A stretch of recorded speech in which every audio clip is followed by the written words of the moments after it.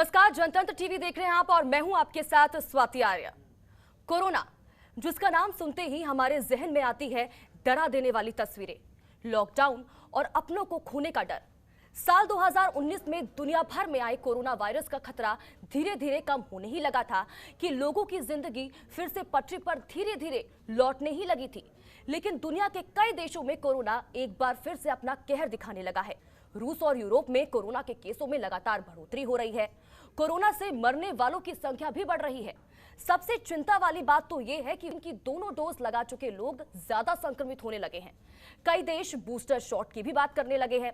भारत में भी रिकॉर्ड तोड़ वैक्सीनेशन डोज लगाई जा रही है, लेकिन फिर भी कोरोना पैर पसारने में लगा हुआ है। केरल अभी भी कोरोना का हॉटस्पॉट बना हुआ है।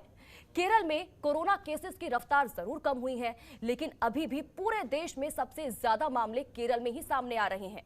केरल में पिछले एक हफ्ते से रोजाना औसतन 6,500 से ज्यादा नए मामले सामने आ रहे हैं। चिंता वाली बात यह है कि कुल मामलों में करीब 40% मामले ब्रेक थ्रू इन्फेक्शन के हैं, यानी कि वो लोग संक्रमित हो रहे हैं जिन्होंने वैक्सीन की दोनों डोज लगा ली है। भारत में वैक्सीनेशन की दर यूरोपीय देशों के मुकाबले काफी कम है। भारत की 26% आबादी ही वैक्सीनेट हुई है, तो वहीं यूरोप की आधी से ज्यादा आबादी पूरी तरह वैक्सीनेट हो चुकी है। यूरोप के कई देशों में फुली वैक्सीनेटेड लोगों की संख्या 75% से भी ज्यादा है। अब ऐसे में कोरोना केस यूरोप में तेजी से बढ़ते हुए ऐसे में सवाल उठता है कि क्या कोरोना की तीसरी लहर आने की आशंका तेज हो चुकी है? क्या हम तीसरी लहर से लड़ने के लिए तैयार हैं? आज इन्हीं कुछ सवालों के साथ करेंगे चर्चा, लेकिन उससे पहले ये रिपोर्ट।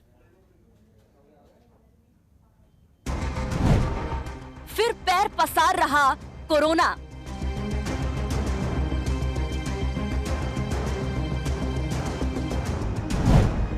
दोनों डोज लगवा चुके लोगों को फिर से हो रहा कोरोना।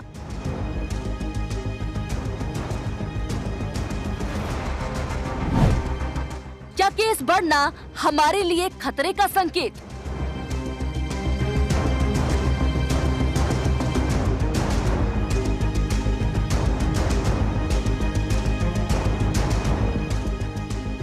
केरल में कोरोना के ब्रेक थ्रू इन्फेक्शन के मामले लगातार बढ़ रहे हैं। रोजाना आ रहे कुल केसेस में से करीब 40% मामले ऐसे हैं जो ब्रेक थ्रू इन्फेक्शन के हैं। ब्रेक थ्रू इन्फेक्शन यानी कि वैक्सीन के दोनों डोज लेने के बाद भी कोरोना से संक्रमित होना। जिस तरह केरल में ब्रेक थ्रू केसेस बढ़ रहे हैं, उसी तरह से यूरोप के भी कई देश नए केसेस से परेशान हैं। यूरोप में कोरोना के नए केसेस रोज नए आंकड़े तोड़ रहे हैं। हमारे लिए ये चिंता वाली बात इसीलिए है कि भारत में कोरोना की शुरुआत केरल से ही हुई थी और अब वहाँ वैक्सीनेटेड लोग भी संक्रमित हो रहे हैं। साथ ही अगर बाकी राज्य में भी कोरोना के ब्रेक थ्रू केसेस बढ़ते हैं तो हो सकता है कि आपको वैक्सीन का बूस्टर डोज भी लेना पड़े। अपनी रिपोर्ट में समझते हैं कि केरल में किस तरह बढ़ रहे हैं ब्रेक थ्रू केसेस। यूरोप में कोरोना किस तरह रिकॉर्ड तोड़ रहा है? क्या यूरोप और केरल के बढ़ते केसेस आपके लिए चिंताजनक हैं? और आखिर में समझेंगे कि ब्रेक थ्रू इन्फेक्शन आखिर होता क्या है। तो केरल में किस तरह बढ़ रहे हैं ब्रेक थ्रू केसेस? केरल में कोरोना केसेस की रफ्तार जरूर कम हुई है, लेकिन अभी भी पूरे देश में सबसे ज्यादा केस केरल में ही आ रहे हैं। केरल में पिछले एक हफ्ते से रोजाना औसतन 6,600 नए केसेस आ रहे हैं। चिंता वाली बात तो ये है कि कुल केसेस में करीब 40% मामले ब्रेक थ्रू इन्फेक्शन के हैं, जबकि राज्य की 95% आबादी को वैक्सीन का सिंगल डोज और 60% को दोनों डोज लग चुके हैं। यूरोप में किस तरह बढ़ रहे हैं कोरोना के मामले? यूरोप में पिछले एक हफ्ते में कोरोना के 20 लाख से ज्यादा नए केसेस मिले हैं। ये एक हफ्ते में मिले अब तक के सबसे ज्यादा केस हैं। फिलहाल कोरोना की वजह से हो रही कुल मौतों में से करीब आधी मौतें यूरोपियन देशों में हो रही हैं। साथ ही कुल केसेस के 60% केस यूरोप में आ रहे हैं। चिंता वाली बात ये है कि केसेस उन देशों में भी बढ़ रहे हैं जहां आधी से ज्यादा आबादी पूरी तरह वैक्सीनेट हो चुकी है। इसीलिए कई देश अपने नागरिकों को बूस्टर डोज भी दे रहे हैं। इसी तरह ब्रिटेन में भी हर रोज औसतन 37,000 नए केस सामने आ रहे हैं, जबकि ब्रिटेन की 68% आबादी पूरी तरह से वैक्सीनेटेड हो चुकी है। क्या यूरोप और केरल के कोरोना केसेस में कुछ कनेक्शन है? जून 2021 में यूरोप और केरल में नए केसेस का ट्रेंड एक जैसा था। 15 जून तक यूरोप में रोजाना करीब 38,000 औसतन कोरोना केसेस सामने आ रहे थे, जो जुलाई तक 1.5 लाख तक पहुंच गए थे। इसी तरह जून के आखिरी हफ्ते में केरल में 11,000 के आसपास नए केसेस आ रहे थे, जो जून की आखिर तक बढ़कर 21,000 पर पहुंच गए थे। पिछले साल जुलाई में यूरोप और केरल में एक साथ कोरोना के केसेस ने रफ्तार पकड़ी थी, जो अक्टूबर तक पीक पर पहुंच गई। इस दौरान यूरोप और केरल दोनों जगह नए केसेस का ट्रेंड लगभग एक जैसा था। केरल और यूरोप में मार्च 2021 के आखिर से कोरोना केस बढ़ने लगे। केरल में मई तक नए केसेस अपने पीक पर पहुंच गए थे। हालांकि यूरोप में नए केसेस का पीक अप्रैल में ही आ गया था। यूरोप का कोरोना ट्रेंड आपके लिए क्यों चिंताजनक है? भारत में वैक्सीनेशन की दर यूरोपीय देशों के मुकाबले काफी कम है। भारत की 26% आबादी ही पूरी तरह से वैक्सीनेटेड हुई है, तो वहीं यूरोप की आधी से ज्यादा आबादी पूरी तरह वैक्सीनेट हो चुकी है। यूरोप के कई देशों में फुली वैक्सीनेटेड लोगों की 75% से भी ज्यादा है। केरल में ब्रेक थ्रू इन्फेक्शन बढ़ रहा है। ये क्या होता है? ब्रेक थ्रू इन्फेक्शन का मतलब पूरी तरह वैक्सीनेट होने के बाद भी इन्फेक्ट हो जाना है, यानी कि आपने कोरोना वैक्सीन की दोनों डोज ले ली, उसके बावजूद भी आपको फिर से कोरोना हो गया। इस तरह के इन्फेक्शन को ब्रेक थ्रू इन्फेक्शन कहा जाता है। डॉक्टरों का कहना है कि भारत में यूरोप की तरह केसेस बढ़ने की संभावना काफी कम है, क्योंकि दोनों जगहों का वातावरण बहुत अलग है। यूरोपीय देशों में सर्दियां बहुत तेज होती हैं, इस वजह से वो लोग बंद एनवायरनमेंट में रहते हैं। वह आमतौर पर फ्लू भी सर्दियों के मौसम में ही फैलता है, क्योंकि यूरोप में अभी सर्दियां शुरू हो रही हैं, इसीलिए वहाँ केसेस रफ्तार पकड़ने लगे हैं। इसके साथ ही इन देशों में लोगों की लापरवाही भी बढ़ी है। लोग कोविड प्रोटोकॉल का पालन नहीं करते हैं। अगर भारत में भी लोग इसी तरह लापरवाही बरतते रहे तो भारत में भी केसेस बढ़ सकते हैं। ब्यूरो रिपोर्ट, जनतंत्र टीवी।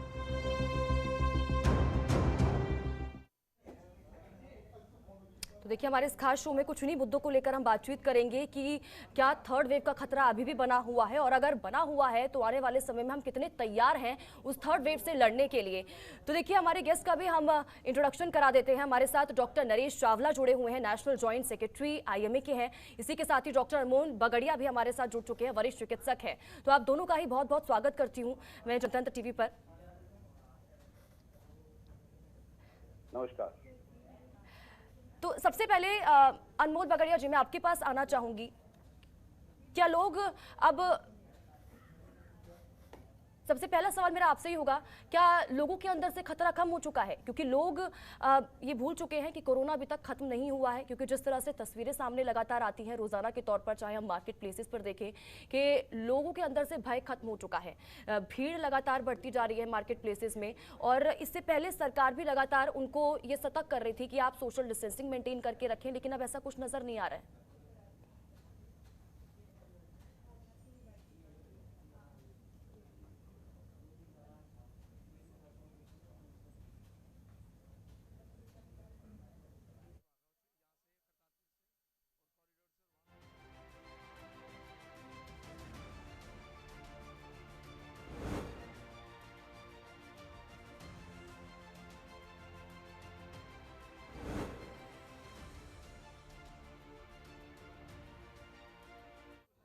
तो डॉक्टर अनमोल बगड़िया से संपर्क नहीं हो पा रहा है, लेकिन इस बीच में डॉक्टर नरेश चावला आपके पास आऊंगी। नरेश जी, वैक्सीनेट में एक उच्च आयाम हासिल करने के बाद भी क्या वजह है कि भारत कोरोना फ्री देश होने में असमर्थ हो रहा है? क्योंकि वैक्सीनेशन लगातार जारी है भारत में, लेकिन उसके बावजूद भी कोरोना फ्री अभी तक भारत नहीं हो पाया है। क्या वजह है? ये सच्चाई तो ये है कि हमें इस बात को स्वाति ठुकराना नहीं चाहिए कि हमारा देश कोरोना के मामले में और कोविड-19 के मामले में से तकरीबन 3 महीने पीछे रहता है। मुझे अच्छी तरह याद है दिसंबर 2020 में जब पूरे यूरोप में केसेस बहुत तेजी से आगे बढ़ रहे थे तो हम बड़े खुश थे। फरवरी तक भी हम बड़े खुश रहे और ऑल एट वंस मार्च 2021 में केसेस बहुत ज्यादा बढ़ते गए। और उसके बाद जो अप्रैल और मई में हुआ है तो उसमें तो आपने पहले ही कहा है, हिंदुस्तान का हर आदमी गवाह है कि हमने एक नर्क सा झेला है।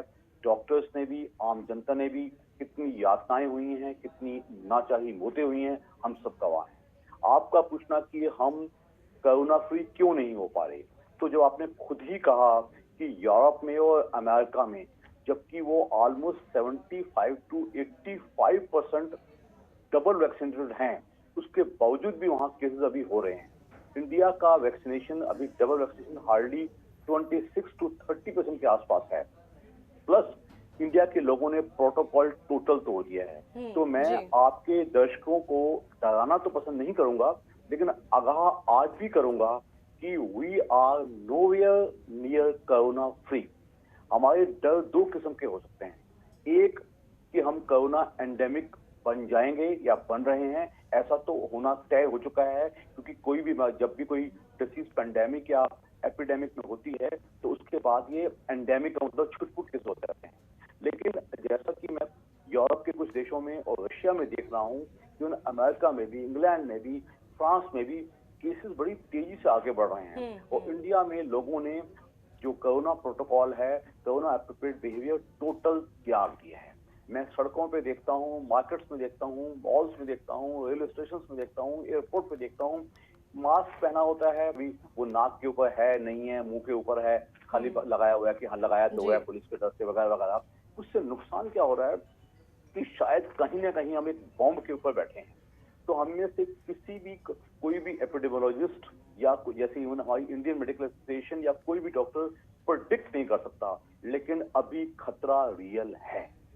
इसमें कोई ये मत सोचे जैसे किसी ने कह दिया कि यूरोप में ठंड ज्यादा है तो वहां फ्लू ज्यादा होता है, ऐसा कुछ नहीं है। हमारा देश बहुत बड़ा है, हमारे देश में डेंसिटी ऑफ पॉपुलेशन बहुत ज्यादा है, प्लस हमारे देश में हर किस्म के लोग हैं, गांवों में, कस्बों में, शहरों में, बड़े शहरों में, मेट्रोपॉलिटन सिटीज में। आज भी अगर मुझसे कोई पूछे कोई बचाव हम कर सकते हैं तो वही दो बचाव हैं जो पहले भी कहते आए हैं, वैक्सीनेशन लगवाइएगा और number 2 kindly follow corona appropriate behaviour.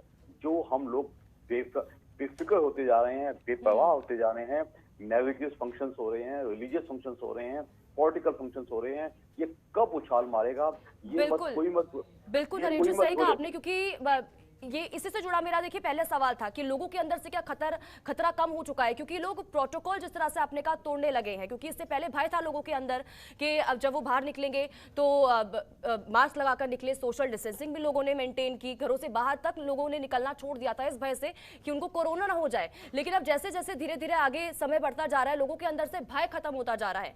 यह आपने सही कहा कि प्रोटोकॉल लोग नहीं अपना रहे हैं अब।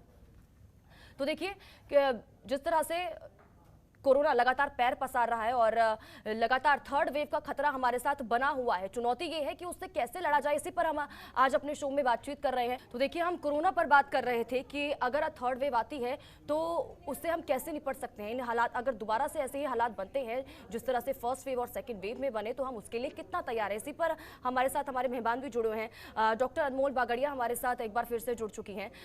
अनमोल, मैं आपके पास आना चाहूंगी। देखिए दोनों डोज लोग लगवा रहे हैं, एक सुरक्षा कवच की तरह इसको देखा जा रहा है, लेकिन सवाल ये है कि कवच कब तक काम करेगा, क्योंकि अगर थर्ड वेव आती है, क्योंकि देखिए ब्रेक थ्रू इन्फेक्शन के मामले भी अब लगातार सामने आ रहे हैं। यूरोप में हमने देखा कि वहां पर लगातार केसेस बढ़ रहे हैं। अगर ऐसी स्थिति भारत में होती है और केसेस बढ़ते हैं तो उसके बाद क्या? देखिए काफ़ी सारे देशों में बूस्टर डोज लगना चालू भी हो चुका है। और अभी कल न्यूज़ ये आई थी कि यूके के साइंटिस्ट ने भी यूके में बूस्टर डोज लगाने के लिए कह दिया है, और जापान में भी 1 दिसंबर से बूस्टर डोज लगना चालू हो जाएंगे। पर जैसा कि डब्ल्यूएचओ की जो वैक्सीन पॉलिसीज़ हैं, जिसमें एक सेक्शन आता है वैक्सीन इक्विटी और वैक्सीन अवेलेबिलिटी। उसमें ये कहा गया है कि जब तक जो वैक्सीनेशन डोजेस होते हैं, चाहे फर्स्ट डोज हो या सेकेंड डोज हो, जब तक पूरी कंट्री मोस्टली 90% वैक्सीनेट नहीं हो जाती, तब तक बूस्टर डोज लगाना सही नहीं होता है। क्योंकि अब जो वैक्सीन अवेलेबल है, पहले वो मास वैक्सीनेशन हो जाए कि सबको एक इक्वल इम्यूनिटी हो, फिर बूस्टर डोज लगाना उस कंट्री के लिए सही माना जाता है। जैसे इंडिया ने वैक्सीनेशन का परसेंटेज काफ़ी अच्छा है, बट हमें करीबन 1-1.5 महीना लगेगा और एक प्रॉपर परसेंटेज पे पहुंचने के लिए। जी। तब बूस्टर डोज लगाना ज़्यादा अच्छा होगा। और जहाँ तक बूस्टर डोज की बात है, जो वैक्सीनेशन होती है, जो उसका इफेक्ट होता है, जो उसका इम्यूनाइजेशन होता है, बूस्टर डोज उसकी एफिकेसी को, उसके इफेक्ट को बढ़ाने में काम आता है। तो बूस्टर डोज लगाना हमेशा लाभदायक ही होगा, बट ये डिसीजन लेना है कब लगाना है, ये हमारे वैक्सीनेशन परसेंटेज पर डिपेंड करेगा। जी, ठीक है, क्योंकि समय का अभाव है, मैं आप दोनों से ही एक आखिरी रिएक्शन लेना चाहूंगी। सबसे पहले तो मैं आपके पास आऊंगी अनमोल, कि अगर थर्ड आती है तो लोगों को अब क्या सावधानियां बरतनी चाहिए, क्योंकि फर्स्ट और सेकंड वेव हम देख चुके हैं, लोगों के अंदर से खतरा देखिए कम होने लग गया है, क्योंकि जिस तरह से तस्वीरें सामने आ रही है, खतरा कम मैं इसलिए कह रही हूँ क्योंकि देखिए अब जो लोग घरों से बाहर निकलते हैं तो मास्क नहीं होता है लोगों के चेहरे पे, सोशल डिस्टेंसिंग मेंटेन नहीं हो रही है। तो एक छोटा सा रिएक्शन कि क्या आप इस पे बोलना चाहेंगे, अब क्या सावधानियां बरतनी चाहिए लोगों को? बस मैं यही कहना चाहूँगी कि जो हम जैसे हमने डिसीजंस लिए थे फर्स्ट वेव में, जो हम सब ने प्रिकॉशंस लिए थे, वो हम सेकेंड वेव में नहीं ले पाए थे, और उसका हमने परिणाम देखा है। हमने इतनी जानें खोई है और सारी चीज़ें, क्योंकि हमने सब चीज़ों को लाइटली लिया था। तो हमने सेकेंड वेव से एक लेसन सीखा है, तो वो चीज़ें मैं सभी को कहूँगी कि थर्ड वेव में हम वो लापरवाहियाँ ना करें जो हम सेकेंड वेव में किए थे। जी, ठीक है। डॉक्टर नरेश चावला जी, सवाल मेरा आपसे यही कि थर्ड वेव आती है तो भारत कितना तैयार है उसके लिए, क्योंकि इससे पहले जो स्थिति हमने देखी, एम्बुलेंस की कमी, डॉक्टर्स की कमी, हमने बाहर टेंट देखे, क्योंकि सर्दियां आ चुकी हैं, क्या अभी भी उसी तरह के इंतजाम किए जाएंगे, क्या रोड मैप है, जानकारी? रियल है, आज भी जो बेस्ट वो है कि हमें अपने देशवासियों को, अपने सब लोगों को, सब जनों को आपके चैनल के माध्यम से यही कहना पसंद करूंगा, kindly follow the corona prepared behaviour, और भीड़ भाड़ में मत जाइएगा, भीड़ पैदा मत कीजिएगा, अपने हैंड सैनिटाइजेशन का ख्याल रखिएगा, और मोस्ट इम्पोर्टेंट प्रॉपर मास्क का इस्तेमाल। दूसरा, मैं आपके माध्यम से सरकार को अपील करूंगा कि जो हमारे हेल्थ केयर वर्कर्स हैं और जो दूसरे वर्कर्स हैं म्युनिसिपैलिटी के, पुलिस वाले, इन सबको बूस्टर डोज जल्द लगा ली जाए। For example my self, the members of Indian medical association, हम सबको वैक्सीन लगे हुए 7 या 8 महीने हो चुके हैं। इसके बाद अब हमारी जो इम्यूनिटी वो डाउन जा रही है, तो हमारे हिसाब से गवर्नमेंट को ऑन प्रायोरिटी बेसिस पे सब हेल्थ केयर वर्कर्स को और जो दूसरे वर्कर्स हैं जो कि इंटीमेटली इन्वॉल्व हैं, including municipality, police, other district administration workers, इन सबको वैक्सीन बूस्टर डोज जल्द लगवा देना चाहिए। और प्लस लोगों को आगे आना चाहिए, हमें अपनी जो इम्यूनाइजेशन कैपेसिटी को फर्दर रैंप अप करना चाहिए। अगर हम एक दिन 1 या 1.25 करोड़ लगा सकते हैं तो बाकी दिन भी हम इतना लगा सकते हैं, जो कि पहले से हमारा बहुत कम होता जाएगा। बीच में हम 1 करोड़ के आसपास थे, 80-90 लाख थे। तो I would say we should do it and we should fight. Doctor Chawla ji, बहुत बहुत शुक्रिया हमारे साथ जुड़ने के लिए, और डॉक्टर अनमोल बागड़िया, आपका भी बहुत बहुत शुक्रिया हमारे साथ जुड़ने के लिए और तमाम जानकारी के लिए। तो देखिए, कोरोना के केसेस अभी भी लगातार सामने आ रहे हैं, लेकिन ऐसे में हमें सावधानियां बरतने की बहुत ज़्यादा ज़रूरत है, क्योंकि सिर्फ इसलिए नहीं क्योंकि केसेस कम हो रहे हैं, क्योंकि थर्ड वेव भी हमारे खतरा भी हमारे सामने बना हुआ है। उस स्थिति में हम किस तरह से निपटें, और ये हमारे ऊपर ही है, क्योंकि सोशल डिस्टेंसिंग हमें मेंटेन करके रखनी है। साथ ही साथ ये भी कि जब भी आप घरों से बाहर निकले तो मास्क ज़रूर पहने। इसी के साथ ही हमारी इस खास चर्चा में फिलहाल इतना ही। आप बन रहे हमारे साथ। नमस्कार।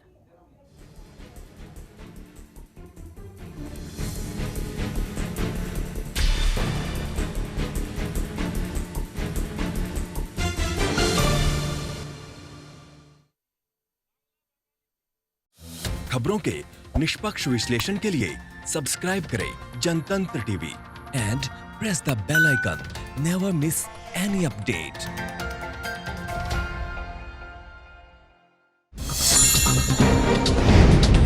डाउनलोड कीजिए जनतंत्र टीवी ऐप को, जो कि अवेलेबल है गूगल प्ले और ऐप स्टोर पर। अधिक जानकारी के लिए अभी डाउनलोड करें।